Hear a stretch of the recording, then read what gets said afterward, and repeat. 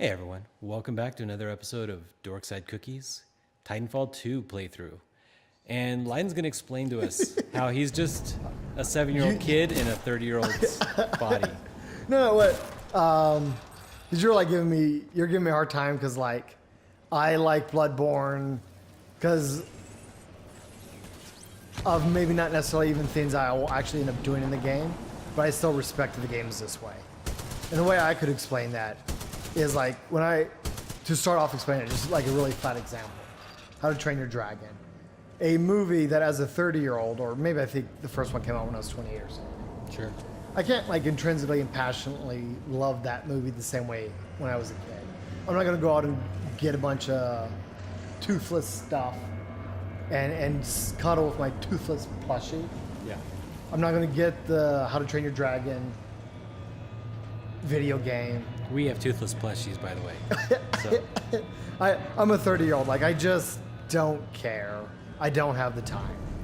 But when I watch the movie, I can't help but reflect on it and go this is just amazing because I know what 10-year-old, 6-year-old me would have been like. And that movie hit everything that the kid portion of me, the part of me that has survived and still is a kid, it responded to everything of that movie. And I could unequivocally as a 30-year-old argue why it's just such a phenomenal movie and how they did so many things right. Because I know 12-year-old me would have wanted all of the toothless stuff. Because he was a great character. And even Hiccup and everything Hiccup went through was kind of cool too. And I've just found out I frame most things that way, the happier, more optimistic version of myself. How would I have responded to this thing when I was able to be a kid and devote so much more to a thing? And that the same is true about Bloodborne. It's the type of game that when I was a kid, I would have, hey, we got BT back. I think we're in a boss fight too. Fantastic. Good timing. Yeah. Bloodborne's the type of game, a lot like StarCraft. Me and my brother, when we were kids, we played StarCraft every summer. Because we were kids, we had nothing else. StarCraft, you and I talked about playing StarCraft 2. Yeah. I would not get good at StarCraft 2. Not today. Don't have time. Don't have time to get good at StarCraft 2. I would love to. I'm sure it's a great game. Yeah. I'd love to try to climb the PvP ladders and relive some of my old experiences. It's just not ever going to happen. I'm 30. I don't have time. But I say that with confidence about StarCraft 2, even if I haven't played it, because I played StarCraft 1. And I remember being 12 or 13 on summer vacation, and my brother and I would play, no joke, play that game 10 or 12 hours a day, just getting good. Because we loved that game to no end. And so even without playing StarCraft 2, I can tell you it's probably the type of game that would be easy for me to love. And so even though Bloodborne, I will probably never do a naked run because I just don't have the time to do it anymore. That doesn't change the fact that I like those kinds of games and used to play games like that. And I used to get that deep and that big into games. But even when I was 12, I couldn't play Warcraft because it was dreadfully boring and everything was gated by numbers and not skill. Warcraft isn't a bad game, but I will never like Warcraft as much as I like Guild Wars or Bloodborne because they're fundamentally different games. Warcraft 2, you're never going to take a level 2 orc and beat Ragnaros. Not ever going to happen. They've got a gateway. You need numbers. They've got a gateway with purpose. It's part of their design philosophy to gateway things. That's how they're going to get you to play the game longer. It's fine. They designed that game that way. I'm not going to judge them for it, but I just don't like games that way. That are like that. Even though that's how you play. Is as if you're effectively gaming. No, I don't play it that way. I play with, by being honest. And Bloodborne and even the first Dark Souls. I haven't played the other Dark Souls yet, but the first Dark Souls, I absolutely leveled my tune up to outrageous levels. Sure. And I did that because I'm Terra bad. And I just wanted to win and stop being angry because I kept dying. And it has nothing to do with like bad game design or any fault of the game. It's just because I'm bad and I wanted the game to be easier is the only, oh my God, and it's fine. But that doesn't change the fact that I respect the game and like the game more because it's more skill-based and not just gatewayed by numbers. I don't get it. It makes no sense to me, but okay. Well, I mean, it makes sense that Star Wars and those games are gatewayed by numbers. That you're not allowed to beat something until you round out a thing. It can't make sense to me because I'm basing my sense only by whether or not you can accept that those games are skill-based games that have a range of what number they need. They don't need 800. They need either 600 to 1,000, depending on your skill level. Yeah, but it still needs that 800 in the first place. No. It needs 600 to 1,000. 800 just might be your number. Okay, fine. Change the number. Okay, 600 to 1,000. But there's still that gateway that you need the number 600 before you're ever allowed to pass the content. Yes. And that's the part I don't like. But for most people, if they don't know that you can do a naked run, they don't go on YouTube. They don't watch any of these things. That's the majority of people. Yeah.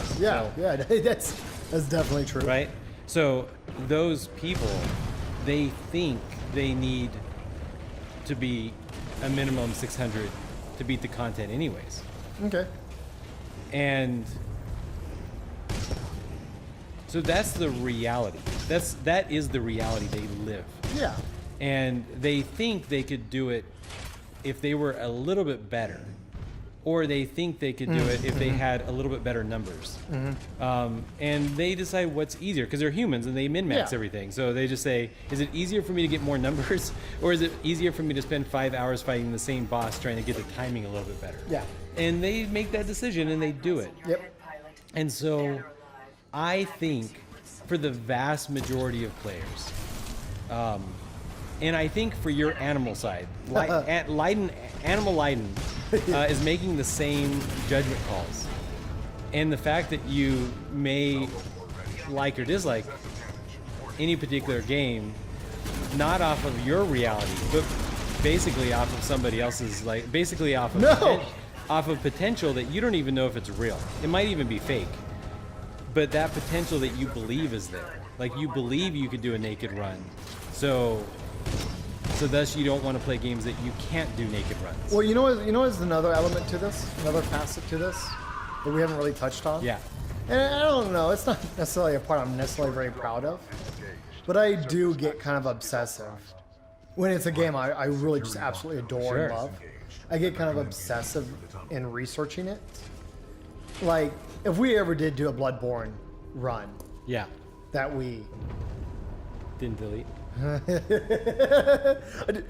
For the record, I would totally it's gonna be on the DVD 10 years from now.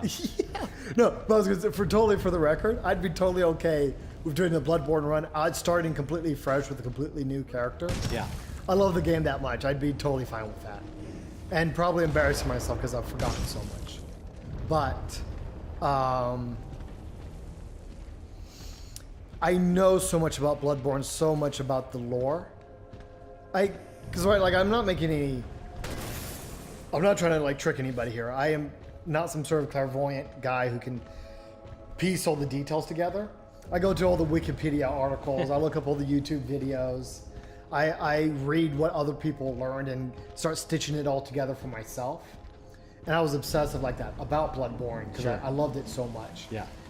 And everything I was reading was about how, you can do this. Oh, this isn't really important. But if you want to make it a little bit easier, do it this way instead.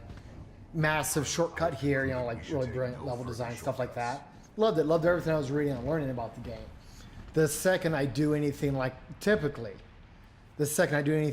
that for an MMO, right? Like World of Warcraft or whatever. Sure. It's like, oh, you want to get here, you got to first grind here. because you won't be allowed to do this content until you grind this area.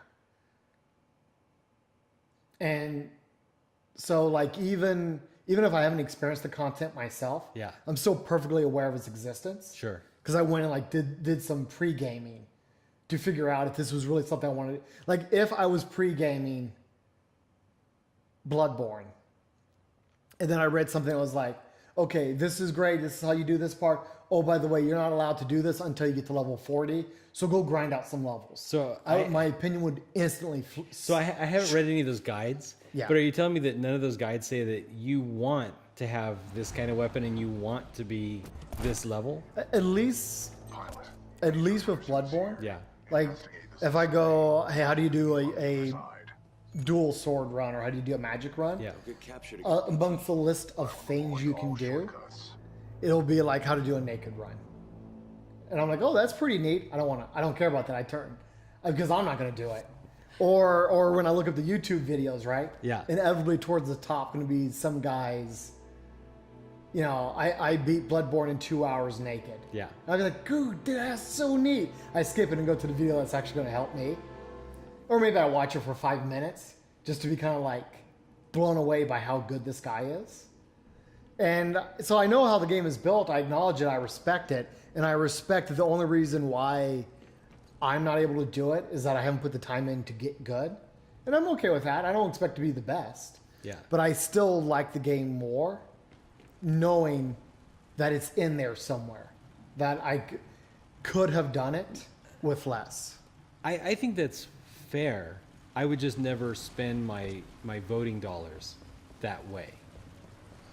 I don't want to leave that, but like, no, check this out. This is the level I was telling you about. I just time traveled into the past. Okay. When there's some problems going on here, and it gets bigger, and like you can see, like in the real world, it's all been abandoned. Yeah, yeah. So that was how many years in the past? Oh gosh, actually I don't even know. Maybe even just a year in the past. Wow. Okay. Like something terrible happened here and blew everything up. But this is the level I was telling about, like way back. Yeah. That I think this is like the best level, and was one of the things that sold me on the game, because eventually you get a glove, and you get to time travel at will. And it Okay, creates, so there's like time rifts that. Okay. right now I'm getting sucked into Because you don't have them. control. Yeah. But eventually I get control. And Okay. then what they do with that for level design, I just blew my mind. I'm sure other games have done it, and I'm just like way out of the loop. Yeah. But for me, it totally blew my mind. And you'll see more of it eventually once I catch up with Major Anderson. All right. Well, if that sounds like we might be at a good point to stop Yeah. doing time travel. You're forgetting he's got hands. Oh, if you notice also, I'll show you next time. Like, look at the robots, and they got like little smiley faces. What just happened? Like, they want the humans to feel good when they see the little robots walk around with smiley faces on their chest. So there's a little attention to detail I enjoyed. And right there, they already kind of gave you a hint. This door was all sealed up, Yeah, right? yeah. When I got pulled into the past. But in the present, it's open. So they're showing you that to solve these puzzles, you're going to have to kind of go back and forth. Yeah. Exactly, yeah. Cool. All right, everyone. And with that, that was another episode of Dorkside Cookies. And yes, we do have cookies. That makes me laugh every time.